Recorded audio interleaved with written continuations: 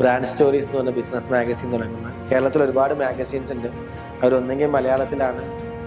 ഇംഗ്ലീഷിലുള്ള മാഗസീനുകളൊന്നും MSME സെഗ്മെൻറ്റിനെ focus ചെയ്യുന്നില്ല. അവർക്ക് അവരുടേതായ ഒരു ഇംഗ്ലീഷ് മാഗസിൻ ഇല്ല എന്ന് മനസ്സിലാക്കിയതിൽ നിന്നാണ് ശരിക്കും ബ്രാൻഡ് സ്റ്റോറീസ് ബിസിനസ് മാഗസിൻ തുടങ്ങുന്നത്. അങ്ങനെ ബ്രാൻഡ് സ്റ്റോറീസ് ബിസിനസ് മാഗസിൻ തുടങ്ങി.